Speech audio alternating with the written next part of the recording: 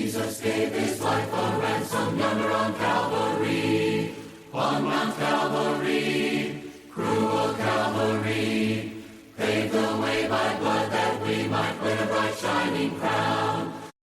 His closing name, salvation has been brought down, oh glory, praise the Lord. Welcome to the Harvester Podcast. We are glad that you are listening with us today.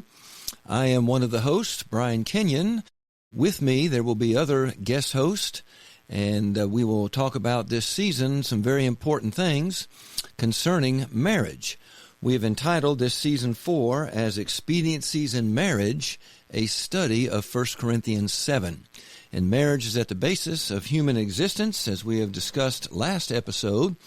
And we are, in these first two episodes of this season 4, we are looking at some preliminary passages that are very important to have a good handle on before we get into the discussion that Paul gives us in 1 Corinthians 7. And those two passages are Genesis 2, 18 through 25, which is God's institution of marriage, very important on the sixth day of creation. And as we observe from that lesson, marriage as God ordained is not a Church of Christ thing. It's not a law of Moses Judaism thing, but rather marriage is for all humanity from the sixth day of creation until that last generation that's standing when Jesus returns. And so last week we did take a good look at the Genesis chapter 2 passage, and today we want to examine Matthew chapter 19. And I know one of the key verses is verse 9, but we want to look at the context from verses 3 through 12, and that will lay some foundation work so that when we do discuss 1 Corinthians 7, when we refer to marriage, we'll have a good idea of what's going on there, and we'll be able better to concentrate on some of the nuances and expediencies that Paul mentions in 1 Corinthians 7.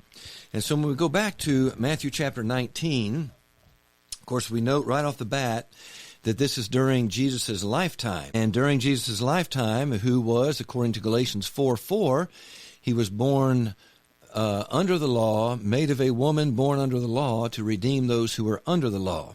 And so Jesus lived and died under Judaism. And but yet he is quoting a passage that was given to patriarchal in the patriarchal concerning the patriarchal period. And then we noted, as we did in last episode, that Paul uses the same passage, quotes the same verse from Genesis 2:24. He quotes that in Ephesians chapter 5, verses 31 to 33. And we pointed out there that because that passage is applicable in all dispensations of human history, patriarchal, Mosaic, and Christian, that is something that is inherent to mankind, not just one covenant or the other, but God's laws of marriage apply across the board to all mankind. And so when we get to Matthew chapter 19, verse 3, the Pharisees also came to him, testing him. And I'm reading from the New King James translation. The Old King James says, trying him. I think something to that effect. But from this verse, and we're going to read the whole context here in just a minute, and then go back and discuss it. But in the beginning here, where he talks about the Pharisees came to him, testing him, and saying to him, is it lawful for a man to divorce or put away his wife for just any reason? And so we know that they are not interested in learning truth. They're more interested in getting Jesus to contradict himself or to contradict the law, because they want to trap him in his words so that they have reason to get rid of him or to accuse him at least. And we've seen this building through Matthew, and we'll see it all the way to the end, to his crucifixion. But they're trying to trap Jesus. They are not interested in truth. However, Jesus does answer them, and he is not so much speaking to them as he is to the people who are around and hearing him, which we know includes, when we go down to verse 10, it includes his disciples who are hearing this, and presumably other bystanders as well. Also notice in here, and I do not like the New King James translation here where it says, is it lawful for a man to divorce his wife for just any reason? And the reason why I don't like that translation of divorce is because divorce in our culture seems to indicate a legal proceeding. But the word put away, as it's translated in the King James translation, is more generic. And I think this is more generic. Whether somebody goes through the court proceedings of a legal divorce, or whether someone just kicks his wife out of the house and says, don't come back, without any legal proceedings, is the same thing. Put away. It all falls under that category of whosoever puts away his wife, whereas divorce is more limited to the legal things. But be that as it may, the point here in verse 3 is that they are not interested in truth. They are interested in trying to trap Jesus in his words. Now, we'll go ahead and read verses 4 through 12. And if you're able to follow along in a Bible, please do so. If you're driving and listening to this, or if you're out walking or whatever you might do as you listen to podcasts, we appreciate you listening. And I will read the passages, so no need to take your eyes off the road or the trail if that's what you're doing. But in verse 4, Jesus answered and said to them, have you not read that he who made them at the beginning made them male and female? And said, for this cause a man shall leave his father and mother and be joined to his wife, and the two shall become one flesh. So then they are no longer two, but one flesh. Therefore what God has joined together, let not man separate. They said to him, why then did Moses command to give a certificate of divorce and to put her away? He said to them, Moses, because of the hardness of your heart, permitted you to divorce your wives. But from the beginning it was not so.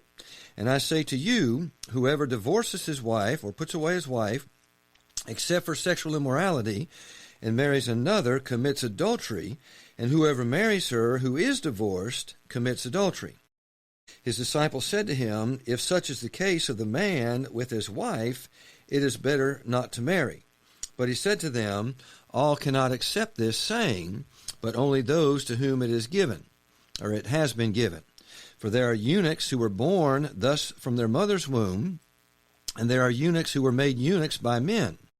And there are eunuchs who have made themselves eunuchs for the kingdom of heaven's sake. He who is able to accept it, let him accept it, through verse 12. And so, we first go back here to verses 4 through 6. Now, again, as we mentioned, the Pharisees are asking him this question, not because they're interested in truth, but because they're trying to trap him in his words. Now, if you read most of the commentaries on this, they'll talk about two rabbis who had differing views on Deuteronomy 24, actually, I guess is what it goes back to, and we'll mention that here in just a moment. But they had different views. Now, whether those rabbis, other commentaries will talk about that was hundreds of years later, but there is the thought and the idea throughout much of Judaism that you had these two schools of thought concerning putting away a wife. One school of thought said you could put her away for almost any reason, even if she burnt the bread, whereas the other school of thought said only for unchastity or impurity in the marriage. And so you had that contrast going on culturally. And so it appears that the Pharisees are first trying to get him to say one thing which would offend the other group, but if he said the other thing, would offend the other group. And so trying to get him to go against the populace one way or the other. And so they think they have him trapped, except when Jesus answers them, he doesn't take the one school of thought or the other school of thought, but he answered them in verse 4, have you not read that he which made them at the beginning made them male and female? And so he appeals back to Scripture, which, of course, they claim, the Pharisees, in verse 3, they claim to follow the Scripture. And so he just simply asks them that question, have you not read that he which made them at the beginning made them male and female? Now, an incidental thing to point out here is that word beginning. The word beginning does not always mean day one. We know that they were made on the sixth day of creation, male and female, but it's still the beginning because it is still creation week. And as we mentioned in last episode, Genesis 1, in the beginning God created the heavens and the earth was without form and void, and darkness was upon the face of the deep, and the Spirit of God moved upon the face of the water. That is an introduction to verses 3 through 31. And so that whole week, those 6 days, was God's creative activity, verses 3 through 31.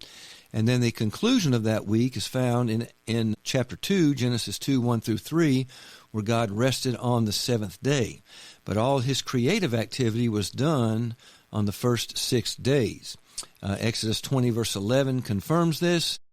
Know ye not that in 6 days God created the heavens and the earth and the seas and all that in them is. And so Genesis chapter 2 is verse 4 and following gives more details of the creation account that was given in Genesis 1. And of that creation account, we have a more detailed account of why Eve was created, namely to be a help suitable or help meet for Adam, and how that special relationship of marriage must exist because the woman was a special creation, if you will. And so Jesus goes back to the beginning when he answers those Pharisees, and then he quotes verse 5 and said, "For this reason a man shall leave his father and mother and be joined to his wife, and the two shall become one flesh. So then they are no longer two, but one flesh. Therefore what God has joined together, let not man separate." Now Jesus added a little to that in the latter part of verse 6, what God has joined together, let not man separate. We do not have that explicit statement back in Genesis chapter 2 or Genesis chapter 1, but I would argue that statement is implied in the very creation of the woman to the man. And part of that, if you go over to a somewhat parallel passage in Matthew chapter 5, when Jesus is giving that sermon on the Mount, and in Matthew chapter 5, of course, in the Sermon on the Mount in Matthew chapter 5, you have the section that begins in verse 21. "You have heard that was said to those of old, you shall not murder." But then verse 22, "But I say to you." And so you have that throughout this context through the end of the chapter where you have, you have heard it said, but I say unto you. You have heard it said, but I say unto you. And most of the time there's a passage quoted from the Old Testament. You have heard it said, thou shalt not murder, for example, except for the one that says, hate your enemy. The Old Testament never said that. But you have heard it said, but I say unto you. And so Jesus is not correcting Moses. He is not really adding to what Moses said. But in these passages, in Matthew 5:21 and following, Jesus is simply saying what God intended all along through those commandments. In other words, God never intended for a person, as long as he didn't pull the trigger, he was not guilty of murder. But Jesus will address the heart of the matter. If you're angry at your brother without a cause, then you might as, you've in that sense murdered him. And what he's getting at, if you nip it in the bud, as we used to say, I will never murder somebody if I'm never angry at him without a cause. And when he gets to adultery and he gets to marriage, in verse 31, he says, "Therefore it has been said, whoever divorces his wife, let him give her a certificate of divorce. But I say unto you, that whoever divorces his wife for any reason except sexual immorality causes her to commit adultery, and whoever marries a woman who is divorced commits adultery." And so that's very similar to Matthew 19:9, we'll get to in a moment. But I point all that out about you have heard it said, but I say unto you. So you have heard it said, and when Jesus, but I say unto you, and he does, again, refer back to Genesis 2:24, and I would argue that Genesis 2:24 inherently, it implied that whosoever puts away his wife except it be for fornication commits adultery. And so it inherently teaches that, even though it's not explicit in Genesis 2, as it is here in Matthew chapter 5, as well as Matthew chapter 19. And so when we go back to Matthew chapter 19, God created them male and female and said, for this cause shall a man leave father and mother. And so what God has joined together, let not man separate or put asunder. And so he answered their question at that point. Well, verse 7, here the Pharisees, well, if we can't get him to go against one of these two schools of thought, then let's trap him and see what he says about Moses. And so verse 7, they said to him, why then did Moses command to give a certificate of divorce and to put her away? All right, and so the question now goes back to Deuteronomy chapter 24. And Deuteronomy chapter 24, let's turn to there if you're able to, but again, whatever you do, don't take your eyes off the road. In Deuteronomy chapter 24, verses 1 through 4, we have this statement. When a man takes a wife, marries her, and it happens that she finds no favor in his eyes, because he found some uncleanness in her, and he writes her a certificate of divorce, puts it in her hand, and sends her out of his house. When she has departed from his house and goes and becomes another man's wife, if the latter husband detests her and writes her a certificate of divorce, puts it in her hand, and sends her out of his house, or if the latter husband dies who took her as his wife, then her former husband who divorced her must not take her back to be his wife after she has been defiled. For that is an abomination before the Lord, and you shall not bring sin on the land which the Lord your God is giving you as an inheritance, And so in that passage, and of course that was in the law of Moses, and we will talk about this. Well, in fact, let's just go ahead there right now. Let's just finish reading that context in Matthew 19 and come back to Deuteronomy. So as we continue reading in Matthew 19, after they said, why then did Moses command to give a certificate of divorce and to put her away? He said to them, Moses, because of the hardness of your hearts, permitted you to divorce your wives, but from the beginning it was not so. And I say to you, whosoever divorces his wife except for sexual immorality and marries another commits adultery, and whoever marries her who is divorced commits adultery. All right, and so I'm going to go back to Deuteronomy, and the reason why I wanted to read that context in Matthew 19 is because of verse 8. Moses, because of the hardness of your hearts, permitted you to divorce your wives, but from the beginning it was not so. And notice there's a big difference between their question, why did Moses command? And Jesus' answer, Moses permitted you. He allowed you because of the hardness of your heart. Now, in the Gospel of Mark, those two words are switched. The Greek words are, but in Matthew's account, I think it's relevant here. Okay? Well, when we go back, and like I said, this goes back to Deuteronomy 24, and so when we go back to Deuteronomy 24, we find out here, and there's something that we need to be aware of in Deuteronomy 24, that all four of those verses is one big if-then statement. If-then statement. And the King James is not a good translation on this verse 24. Well, I guess the whole context for this reason. I'm going to read the King James right here. The King James says, when a man hath taken a wife and married her, and it come to pass that she find no favor in his eyes, because he has found some uncleanness in her, then let him write her a bill of divorcement and give it in her hand and send her out of her house. The word then in the middle of verse 1 in the King James, there's no scriptural justification for that word then. That word then should be and or something like that. It is not the only command in this whole passage, Deuteronomy 24, 1 through 4, is in verse 4. her husband who divorced her must not take her back to be his wife.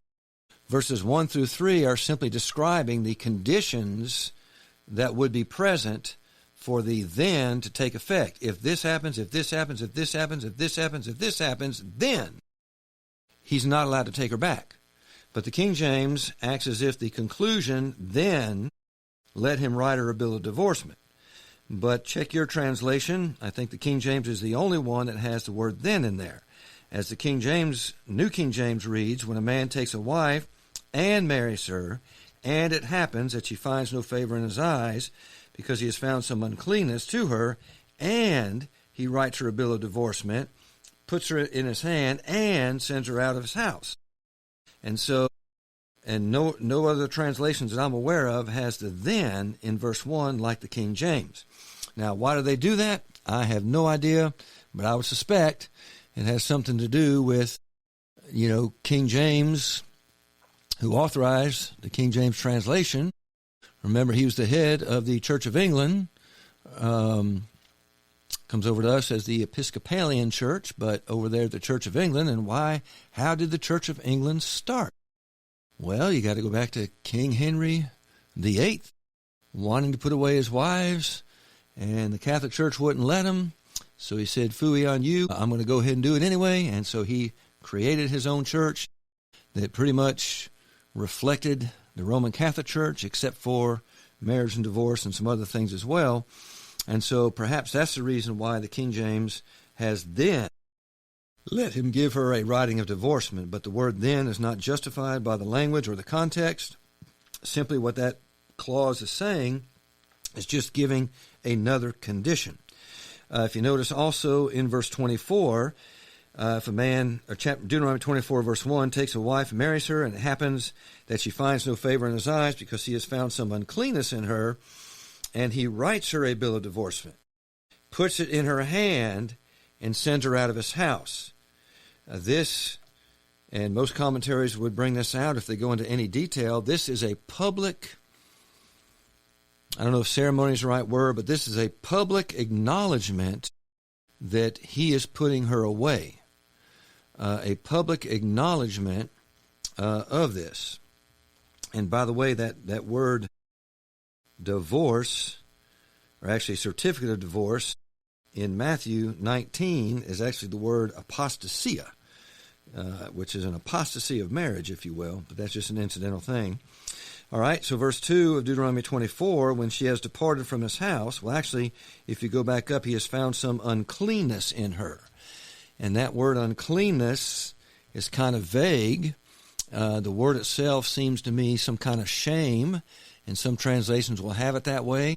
A lot of the commentators would suggest it had something to do with exposing nudity or something like that, inappropriate exposure, something like that. But the fact that it's kind of vague and the fact that it's not in detail is, I think, important because it doesn't matter what the reason is. Now, Jesus commented on that and added, because of the hardness of your heart, he allowed that. But it doesn't matter what the reason is so much, but he's talking about, again, the only command is in verse 4. And so he's leading up to that by showing these conditions. When this condition is present, when this condition is present, when this condition is present. And then verse 2, when she has departed from his house and goes and becomes another man's wife. If, and here's some more conditions, if the latter husband detests her and writes her a certificate of divorce, puts it in her hand, and sends her out of his house, or if the latter husband dies, who took her to be his wife, then, and all the major translations that I checked, and even maybe the King James does it there. No, the King James doesn't even have the then in verse 4. How about that? But anyway, the other translations do, because that's really the true conclusion. Then, and that's the only imperative, then her former husband who divorced her must not take her back to be his wife after she has been defiled, for that is an abomination before the Lord, and you shall not bring sin on the land which the Lord your God is giving you as an inheritance. Okay? And so if the conditions of verse 1 are present, if the conditions in verse 2 are present, if the conditions in verse 3 are present, then the former husband cannot take her back again. And this would be for two reasons. Number one, it would prevent the husband playing yo-yo with his wife. Now, to some of your younger viewer or listeners out here, maybe you don't know what a yo-yo is, but some of us do, and you might know what a yo-yo is. But anyway, it's this little round thing that's got a string around it, and you play with it, but you can throw it out and bring it back, throw it out and bring it back. And that's the point I'm making here. This was to protect the first wife, or the wife, from being used as a yo-yo. I'm going to kick you out, bring you back, kick you out, bring you out, bring you back. And we know that there's women, even in our culture, for some reason, they keep going back to that abusive relationship where they are kicked out and then they're brought back, kicked out, brought back. And that's just very unfortunate, and there's a lot of other issues going on with that. And so we can save that for another lesson somewhere down the road. But this would prevent that, because if you're going to put away your wife under that old law, you better think twice and hard about it, because if you do, there's no going back. You can't get her back again. And then secondly, it would protect that second marriage of the wife.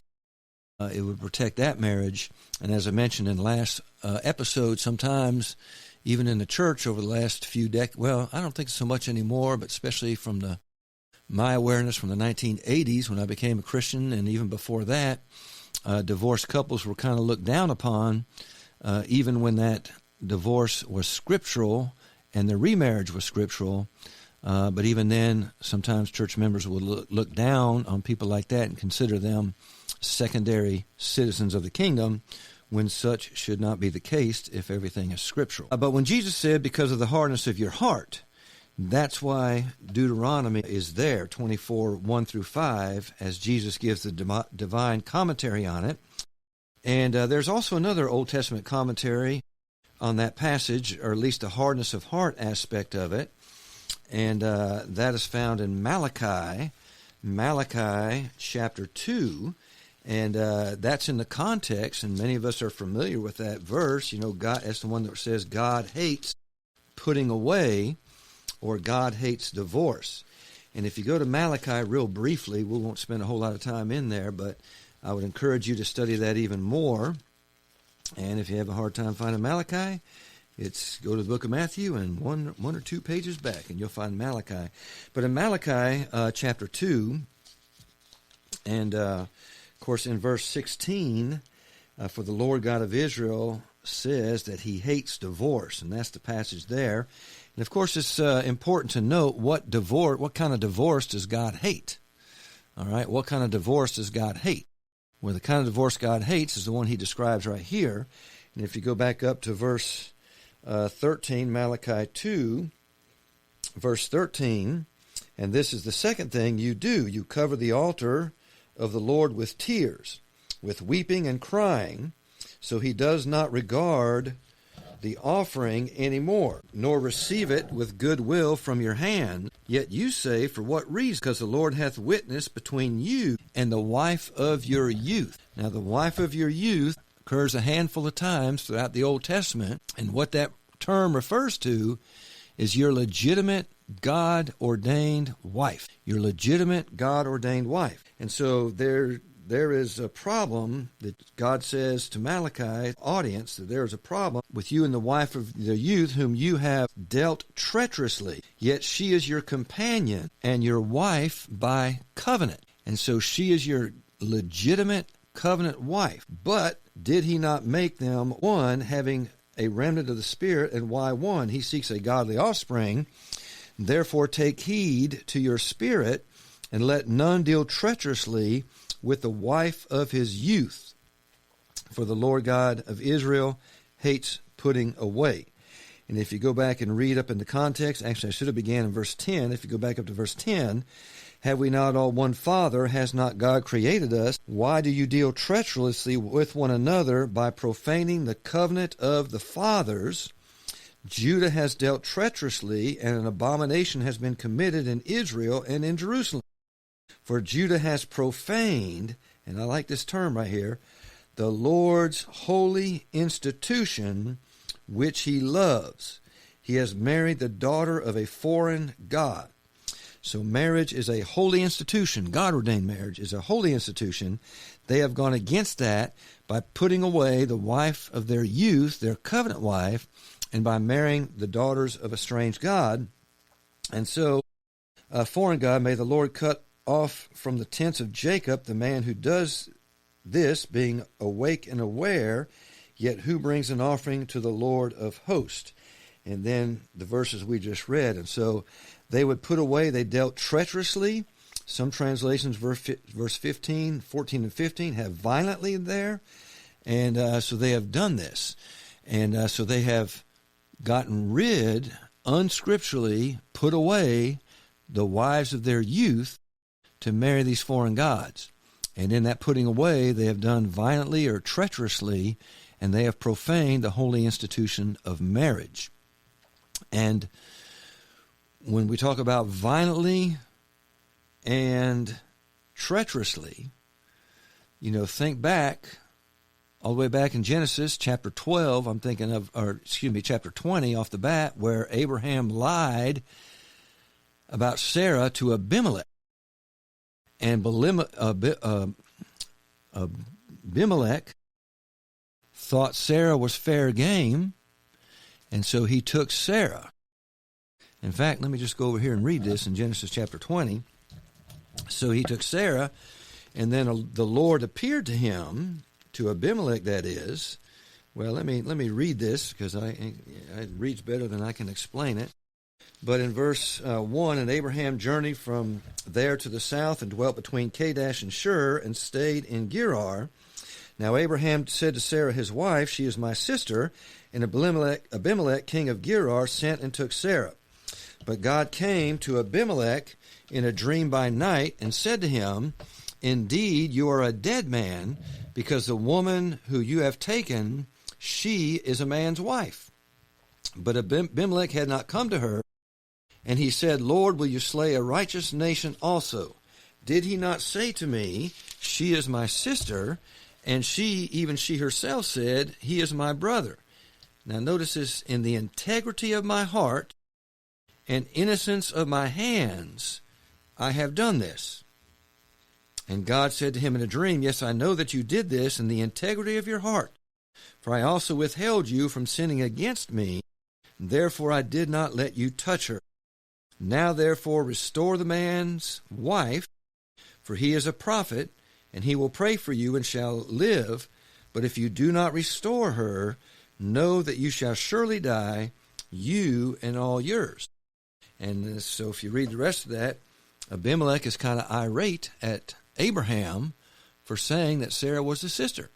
Now this is way before the law of Moses, but yet Abimelech knew that it's wrong to have another man's wife. And this is probably why, one of the reasons anyway, why Abraham would lie about it, because that whole culture knew, I would argue, that culture knew that the only way, and this goes back to Genesis 2, that the only way that someone could marry another man's wife is if that man died.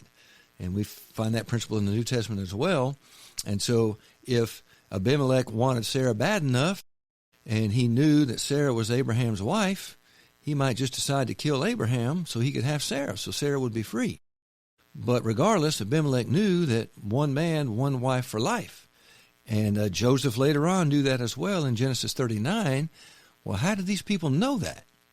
Well, they knew it because God created it that way, and it was passed down through the ages, even until God's will was put in writing with the Old Testament and in the New Testament.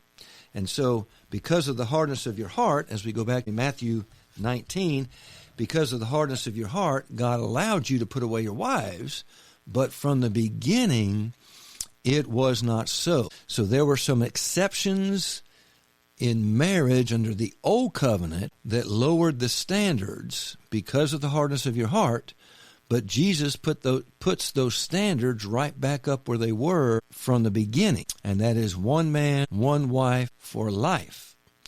And again, part of the old law in keeping the nation or the people of Israel intact, this is why they had the inheritance laws, the marriage laws. And the marriage laws, by the way, were not just for, a Jew had to marry a Jew, but the marriage laws, you had to marry someone from your own tribe.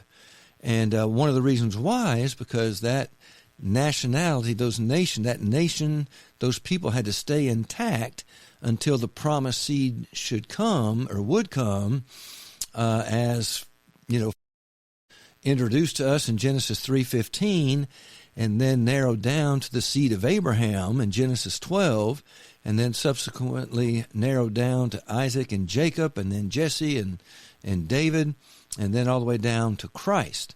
And so those nations, those tribes had to stay intact. Of course, God could work providentially as he did when that got out of order with some in the genealogy.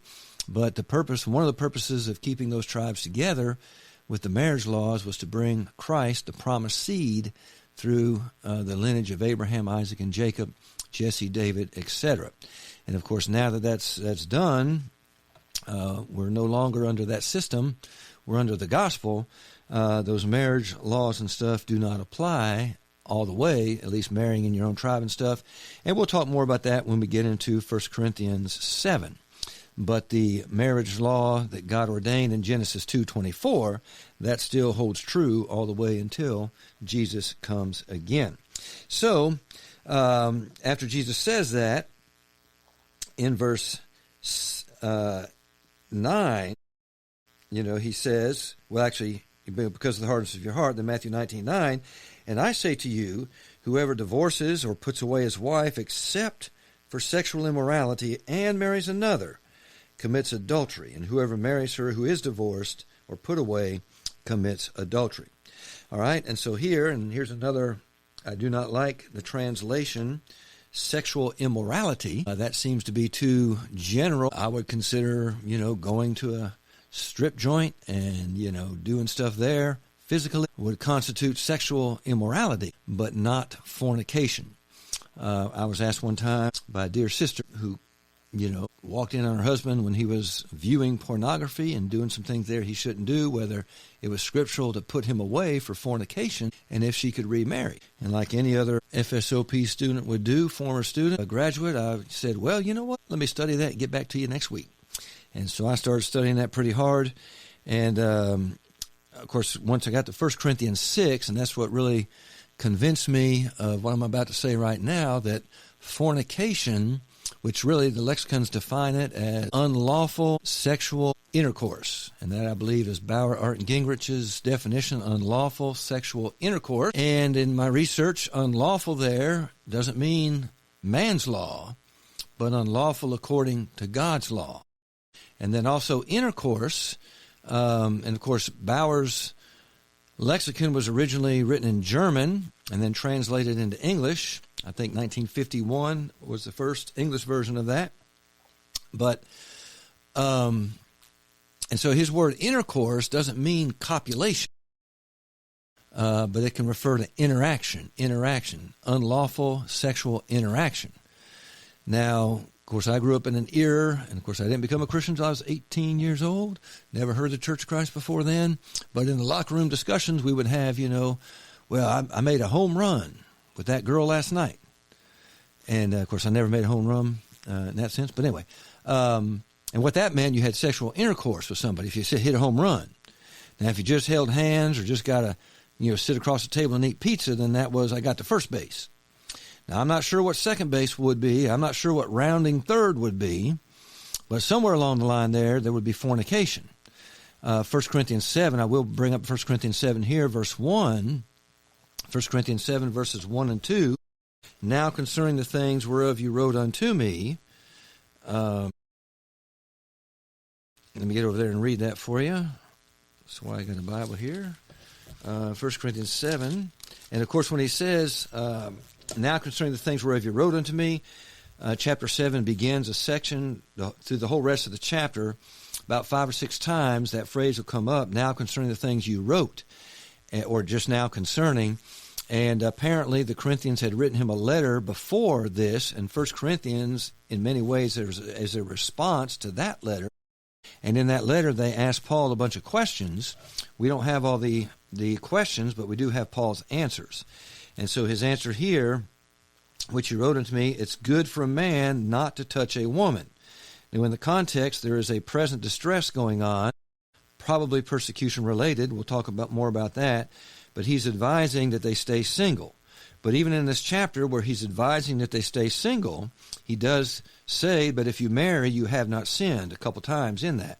And even here in verse 2, though it's good for man not to touch a woman, nevertheless, because of sexual immorality, let each man have his own wife, and let each woman have her own husband. The Old King James, which I like that translation better here, it says, nevertheless, to avoid fornication. Let every man have his own wife, and let every woman have her own husband. Notice he says it's good for man not to touch a woman. Then he parallels that with fornication in the next verse. And so some touching would involve fornication. You don't have to, copulation is not where it starts. And I don't know, I'm not here to tell you what touching constitutes fornication and what touching doesn't. But we don't want to see how close we can get to sin. We want to stay as far away from it as possible. In Matthew chapter 5, whosoever looks on a woman to lust after her has committed adultery with her already in his heart. But adultery in the heart is not the same as literal adultery or fornication, as Jesus addresses here in Matthew 19, verse 9. All right? But whosoever marries, and so it's not, going back to Matthew 19:9, it's not the putting away, except to be for fornication, that constitutes adultery. So putting away a wife is not the adultery, but whoever puts away a wife and marries another commits adultery. And so that's where the adultery comes in. And marrying here in this verse 9 assumes that there will be a sexual relationship with that. And so whoever marries her that is divorced commits adultery as well. And so that's where it is. Now, this is not hard to understand. You need help to misunderstand this, and let me assure you there's plenty of help out there to help you misunderstand this. And I was preaching in a small congregation one time in Florida, and filling in preaching. I was supposed to be filling in for a couple of years till they hired one of our students who was going to graduate, until that student decided preaching wasn't for him, which is good for him to know that then. And so I ended up preaching there for 6 years until I became director of the school here at Florida School of Preaching. But 3 occasions occurred where people off the streets. Now, one of them was related to one of our members distantly, but there were 3 couples who came off the street that wanted me to do their wedding ceremony. And so I have a procedure, I have a questionnaire that I give them, and when they ask me, I say, well, I tell you what, let me give you this questionnaire, fill it out, get it back to me, and we'll meet next week on Monday, 7 o'clock at night, or whatever. We will set a time. But their homework is to fill out that form. And on that form, it asks, have you ever been married? If yes, what happened? Something like that. And so when I get that before we meet that first week, I know, at least initially, whether they have a right to remarry or not. And so if they don't have a right to remarry according to Scripture, and there were 3 of these couples that did that, all 3 of them. I did other weddings of people I knew and passed the test and all that. But anyway, when I knew they didn't have a right to remarry, I wouldn't tell them that. We would just meet on our first meeting, and we would study God-ordained marriage. And I would go over pretty much the same lesson that I gave in the first episode of this season on Genesis 2:24. And I'd read a verse, she'd read a verse, he'd read a verse. We'd go around and read Genesis 2:18 through 25 and explain it and all that. And then we go to Matthew 19. We would read verse 3 through 9. I'd read a verse, she'd read a verse, he'd read a verse. And every time, without exception, all 3 of those times, and these were people that were not scholars, they didn't even know where the book of Matthew was. But every time, without exception, we get to verse 9, and I would ask them to explain verse 9 to me. And without exception, every single one of them would say, well, that says, unless I divorce my wife for cheating or for fornication, as one guy said, I have no right to remarry. Without exception, all 6 of those couples realized that. And I would explain to them, well, that's why I cannot do your wedding ceremony. Because according to what we just read, you have no right to marry. Now, the women would be the ones that would get angry if they did, but the guys, they would accept it. But I say that to say that it's easy to understand what's being said here. It's just, will they listen to what God has to say? And so it's not hard to understand. In fact, the disciples understood it. Notice in verse 10, his disciples said unto him, if this is the case of the man with his wife, it is better not to marry. And he said unto them, all who cannot accept this saying, but only those to whom it is given. So even his disciples knew if marriage is that strict, if marriage is that, strict, I guess, for lack of a better word, then it's better not to marry. And they have a point. Don't marry. We addressed this with commitment in the first episode with Genesis 2. But if you cannot be committed to somebody for life, do not marry. We made reference to the best time to get a divorce is before you get married. It's not worth losing your soul over to get into a marriage that you're not going to be committed to and then be divorced and then remarry without God's approval. That's going to cost your soul. And so it's so important that we take it seriously as God has given. And God is not asking for the impossible for those who are unscripturally divorced to remain single. It'll be difficult, but it's not impossible.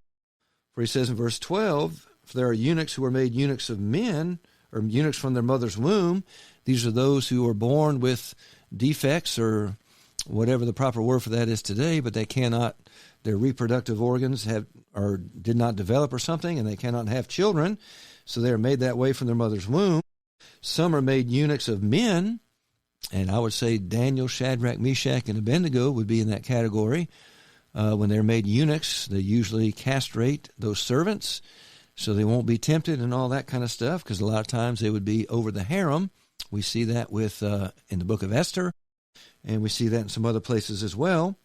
But then some, he says in verse 12, make themselves eunuchs for the kingdom of heaven's sake. And so they are made eunuchs because they are committing themselves to God's kingdom, and they're going to forego those intimate relationships because they're not in the proper sphere of marriage as God ordained. The Apostle Paul would have fit into that category, and he'll say some things in 1 Corinthians 7 that we'll discuss on that as well when we get to that. But what Matthew 19:9 again is telling us is it's based in Genesis 2:24, and it's saying that there's no exceptions for divorce and remarriage except for fornication. And then it's only the innocent of fornication spouse in a scriptural divorce that is free to remarry with God's approval, providing she remarries someone who is approved of by God to remarry. And so those are the two preliminary passages that I wanted to point out before we begin our in-depth look at 1 Corinthians chapter 7. And again, season 4 is about the expediencies of marriage, a study of marriage in 1 Corinthians chapter 7. And so we appreciate your joining us for this podcast and this discussion of Matthew 19:9. And so now the foundation is laid for us to begin a study next episode on 1 Corinthians chapter 7. We'd love to hear your feedback, and please share this podcast with others who might be interested or who need to be interested in this topic. We look forward to your joining us again in episode 3 as we continue our discussion on 1 Corinthians chapter 7 and the expediencies of marriage. Pave the way by blood that we might win a bright shining crown. Praise His holy name. Salvation has been brought down, oh glory. Praise the Lord. Bless the Lord. Salvation has been brought down from heaven. Go and shout and tell it the world around. Go preach it and Tell it today to people in sorrow. Tell it today and tell it tomorrow. Preach the word of God that we might win a shining crown. Tell all the lost, salvation is full and free to sinners spread. And blessed lives all over the land and sea. Go teach it and Tell it afar in every nation.